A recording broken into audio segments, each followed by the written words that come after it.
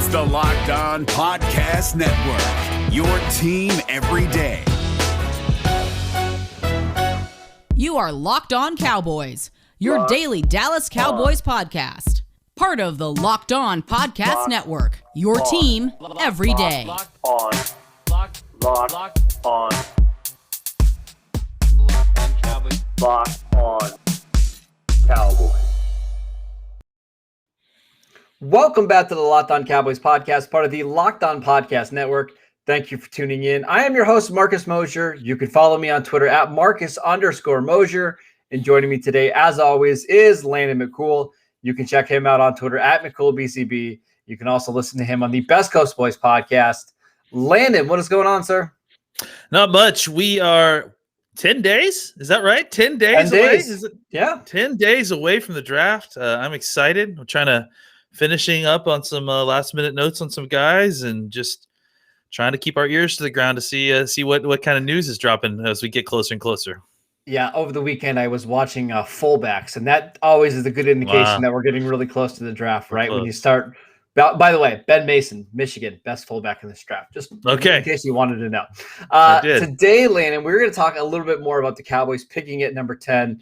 And to be honest, I feel like there's a lot of ways that they could go, and I'd be very happy with almost all of them, right? We've talked about Patrick Surtain, the cornerback from Alabama at length, J.C. Horn from South Carolina, the two offensive tackles, Rashawn Slater and Penei Sewell.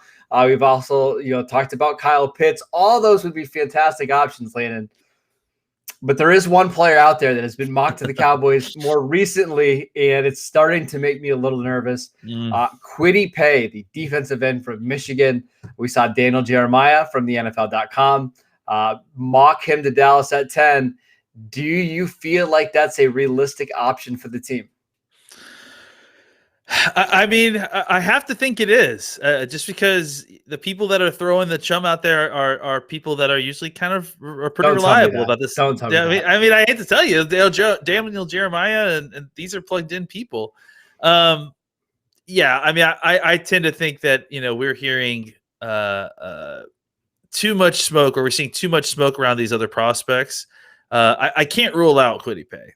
I just can't. There is enough whispers there for me to at least consider it. But I think the vast majority of what we're hearing implies a lot along the lines of what we've been talking about this whole time.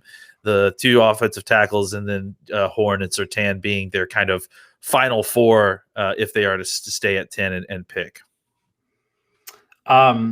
I would hate that. I mean, this is basically what I'm going to say. Listen, Kwity Paye does not hit a lot of the things that you want for a top 10, top 12, top 15 edge rusher, top 15 pick, because comes out of Michigan. He's a senior, a little bit older, not a ton of experience. He didn't start for very long at Michigan, doesn't have the sack production that you would want to see, doesn't have the tackle for loss production, shorter arms. And then on top of that, he opted out after just a couple games this year. So what is the appeal here? What am I missing? Why are so many people so high on Kwity Paye? Well, the athleticism is, almost phenomenal. Second to none. Yeah, sure. I mean, for a guy his size, I mean, he is, he's a little bit shorter. I think he's under 6'3", but with that kind of athleticism and his size, I mean, he's at well over 260 pounds. He's going to be able to get a lot of leverage. Look, you're totally right in the sense that there is his numbers, and I know you really like to dig into the production metrics and as they relate to the athletic metrics and what kind of pairing of those two do you need to be a successful defensive lineman in the NFL. I think with Kwity Paye, I'm not suggesting that he's the outlier of that or anything like that, because I don't know that he is.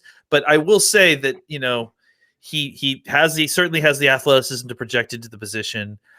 His production is not great, but I think also you have to look at what his production was. He was a guy that got a ton of pressure on the quarterback.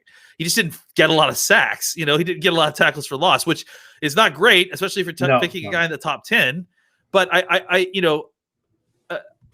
I guess what I'm getting at is that I could see a world where you take Kwity Paye in the top 10 and are satisfied with him, because he could eventually project into the guy that you hope that you're playing, you're drafting. but I mean, obviously that's a pretty serious projection. It's a lot of kind of guessing where his talent is gonna go from here. I think there's a lot to hang your hat on with his athleticism. But yeah, I mean, there isn't a ton of tape to kind of make you feel super comfortable about it. And again, you look at what happened the last time you drafted, and I hate this. I hate doing that. Yes, but you look at what happened last time you drafted an edge out of Michigan, and it didn't work out so well. So I definitely have my concerns for sure. I definitely would not. He definitely would be one of my least favorite picks at 10. But I also can see how they could convince themselves into a Kwity Paye because the potential there is so incredible. Sure. So before we even get into any of this else, he's a better prospect than Taco Charlton because he's more athletic and he's actually more productive than what Taco was. And I think right away he's a better run defender. I think he plays with more effort. Having said that, that doesn't mean he should be a top 20 pick. That doesn't mean certainly he shouldn't be a top 10 pick. So I just think when you're drafting at 10, especially in this year's draft, Landon, when there's so much uncertainty, I want a guy that I know can come in and play right away and fill a role, right? And Kwity Paye, I just don't know. That feels so risky. So my question to you is, if that's the pick, how would you feel about it? Because to be honest, I don't feel great. I think I'd rather take a chance on Micah Parsons at a less important position because I think he's more rare of a prospect. I probably would like it more than Micah Parsons. But it's in the same category, right? Yeah, I feel like it's not far off. It's a significant drop off from the 4 guys that I mentioned at the top of the show, right? Sure. If you think you can get one of Sewell, Slater, Horn, Surtain, or Pitts, so 5 guys, and you come away with Kwity Paye, I'm feeling pretty disappointed. Yeah, I mean, I think a lot of it's also going to depend on who's actually on the board at the time that someone like Kwity Paye gets picked. You know, like who is actually being left on the table for Kwity Paye. I mean, I think that's where I'll have the kind of dissatisfaction, right? It's like not if so much Surtain's available and you pick Paye exactly. Yeah, because I mean, like as far as walking away with Kwity Paye, like, you know, okay, maybe we can develop him into something. He definitely has, you know, he's got traits, super high ceiling. But I agree. Like if you're telling me that we get to 10 and Surtain and Slater are there and we're walking away with Kwity Paye, I'm not going to be thrilled about it. Yeah, I mean, I guess it's all relative, right? Like if the Cowboys trade back to 15 or 19 or 20 and you take Kwity Paye there because you picked up an extra second round pick and you don't feel great about like the day 2 edges, I get it. That's where I'm fine taking the chance there. In fact, I think there'll be better players available, but I get it in that range. At 10, I think you're hoping that your 4th or 5th best player in the draft is available to you, and that's who you pick, right? I agree. Yeah, I just think that there's too much opportunity for there to be a top end player, and I think, you know, Kwity Paye is elevating him from a group that is you know, a little bit lower down on the board and bringing him up with guys like Surtain and Slater where he doesn't necessarily belong, because these other guys, I mean, the guys at the top of this draft, they have the testing numbers and the production, right? And Kwity Paye has only got half of that. So I think, yeah, he doesn't necessarily belong in the grouping and being selected with the rest of these guys all around him. If they're going to take an edge in the first round, the 2 guys that I think are way better off, you know, better in consideration are Jalen Phillips from Miami, because I think if he's healthy, you're getting a Nick Bosa, Joey Bosa level of player. Then Azeez Ojulari, who you might want to pay attention to in the ultimate mock draft that we did on the Locked On Podcast Network. Just a little tease right there. Let's take a quick break so I can tell you guys about Bet Online, the fastest and easiest way to bet on all your sports action. Football might be over, but NBA, MLB, and NHL are all in full swing. BetOnline even covers awards, TV shows, and reality TV with real-time updated odds and props on almost anything you can imagine. BetOnline has you covered for all the news, scores, and odds. It's the best way to place your bets, and it's free to sign up. Head to the website or use your mobile device today and sign up for a 50% welcome bonus on your first deposit. Just use the promo code LOCKEDON. BetOnline, your online sportsbook experts. All right, Landon, Stephen Jones, the Cowboys. What do we want to call him now? GM, vice president. I don't even know what his title is anymore. Son of the czar of the Cowboys. Son of Jerry Jones. Went on 105.3 The Fan today. Just kind of talking a little bit about the draft as we're 10 days away. And as usual, Landon, there's not a ton of takeaways here because why do you want to reveal what you're going to do in the draft 10 days out? But there were a couple interesting things that he did mention. Backup quarterback. We saw Alex Smith retire today. We thought he might be an option to be the team's backup. We obviously saw Andy Dalton go sign with the Chicago Bears to be QB1. So the Cowboys need a backup quarterback. And Stephen Jones said, hey, there's a lot of guys in the middle rounds that we like. So my question to you is, Landon, when do we think the Cowboys are going to start considering a quarterback in this draft? Real quick, I just thought about how funny it would be that if the Cowboys actually did execute this trade that's been rumored from 10 to 20 so that the Bears could get their quarterback. You would have provided the starter and the backup quarterback for the Bears this year. Yes. Talking about kind of mid-round quarterbacks, right? So, look, there's not a ton of success here, in the history. And the Cowboys are one of the few teams that have actually had success multiple times past the fourth round of getting a quarterback, later in the draft. Later in the draft being past pick 15, as far as I'm concerned. For a quarterback. I 100% agree. I think if you're not taking a quarterback in the top 20 picks, really outside the top 10 or 15, you're really rolling the dice. So I think if we're talking about mid-round quarterbacks, we're talking about guys with traits, guys that have something about them that you feel like you can develop. Maybe it's a guy who is like an Ian Book, right? Who maybe doesn't have elite traits, but has won a whole bunch of college football games, knows how to win games, knows how to manage a team. Those are guys that you can take in the kind of middle late rounds that you like an aspect of their game, you like the stuff between his ears, and then you kind of develop him into a guy who can at least keep the game going if your quarterback is out, temporarily or maybe a game or something, right? So really quickly, do we think McCarthy and Will McClay are going to look for guys with traits that they can develop, or guys that are maybe less, big physical prospects and guys that are just maybe more gamers? Because last year they took Ben DiNucci, and I certainly wouldn't think Ben DiNucci is a prospect, right? Yeah. Right?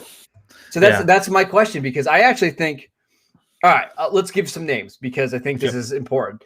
If you're looking, let's say, outside the first 2 days of the draft, I think maybe Kellen Mond, late third, early fourth would make some sense. He's got a lot of athleticism and a big arm.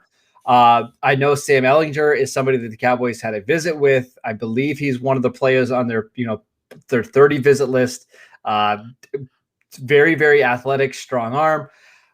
Jamie Newman from Georgia and Wake Forest, another big athletic guy that was at the Senior Bowl. Are those the type of players you think the Cowboys are going to look at? Well, I think it depends on when they're looking to purchase. I think if you're okay with spending your comp pick, your a fourth round pick, that's pricey.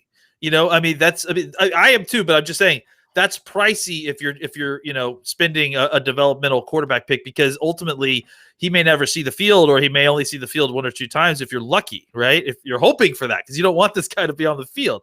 If you're looking for a toolsy upside guy who you think you can develop, who could actually be, potentially more than just a backup quarterback, a guy that you could maybe develop into a Ryan Fitzgerald type starter that you could trade for a low round pick or something. Right, Fitzpatrick. Sorry. It's a guy that could start for a bunch of different teams and just be kind of a floater starter for a couple of years. I think those guys have value in the league, and if you develop a guy like that, you can get a pretty penny for him. So it really depends on. I don't know that they're necessarily looking for one or the other. It's probably just like the rest of their tiers where, okay, this is where we have this guy rated. Where's the board fall? Do we like any of these guys? Let's take Kellen Mond. We don't love any of these other guys anymore, and I think Mond could be a backup, and we could trade it for something down the road. Or if there's someone else there at the third, fourth round that they desperately want, they could wait a little bit longer and get somebody who's just maybe a little bit more cerebral, who's just has a lot of college starts, who isn't a huge athletic upside type. Those are the guys that you can get in the 5th and 6th round that you just pick in hopes of not having to deal with the kind of haggling in the post-draft undrafted free agent market. You just get them up early. You actually usually pay them less than some of the guys that you end up paying in the undrafted free agent market, and you're not having to haggle with other teams over price. I've got a name for us, and I want everybody to do a little bit of a homework assignment with me. It's a lot of fun. Shane Buechele from SMU, who was at Texas, played really well in 2020. Go watch his game against Memphis in 2020. You'll see some like Case Keenum vibes to him. Kind of slippery in the pocket, can throw from different, launch points, and has different angles with his arm. I really, really like him as somebody who could be a pretty good, decent backup quarterback someday. So that's somebody that I'm looking at. I think he would fit well in the Mike McCarthy system. Ian Book, you mentioned. Felipe Franks, if they want a big quarterback that might transition to tight end. He might be a tight end. He might be the Logan Thomas of this year's draft. So a lot of interesting names. I do expect the Cowboys to draft a quarterback at some point in this draft. It's just where and who. Real quick for local Dallas folks that may recognize the name Shane Buechele but don't know his college career. He is the son of Steve Buechele, the former Texas Rangers third baseman. Yes. So it's a fun little note there. And he was at Texas and then he transferred to SMU. Is that right? Yes. Was he at SMU last year? Yep. SMU, and again, played really, really well. Yeah. I'm not exaggerating. If you watch his game against Memphis this year, it might be the best quarterback game you've seen all season long. So keep an eye on him. Really quickly, Stephen Jones mentioned safety. He said they need to address that position. Has been an ongoing need for the last decade. No kidding, Stephen Jones. No kidding, Stephen. Thanks. When do we expect the Cowboys to fix their safety spot in this year's draft? I mean, I would not be surprised if it was early. That pick at 44 seems like there's lots of eligible folks there. 75 could be one where there's folks that I think that they could take that would be still an upgrade in the situation that they have, or at least fortified and it's very solid backups there. I think it's saying something that Steven mentioned it, right? Like, frankly, the fact that he even brought it up is something. So I think the Cowboys need to seriously consider this, early on day 2, if not, then very, very early on day 3. And maybe even late day 1. We've been hearing some rumors about Trayvon Merrick, the TCU safety, who the Cowboys like quite a bit. I could easily see a situation landing where, let's say they move back from 10 to 15, they pick up another draft pick, and now they're coming back up to get a second first-round pick. Merrick is a guy that I think makes a lot of sense. He can play both free safety and strong safety. He kind of checks all the boxes of what Dan Quinn wants in a safety. I like him quite a bit, and it sounds like the Cowboys do as well. Let's take one more quick break so I can tell you guys about Built Bar, the absolute best tasting protein bar out there. It's hard to even explain it. It's real chocolate with amazing flavors. It's a great combination of low calories, high protein, and low sugar with no crazy additives. Best of all, they just taste absolutely fantastic.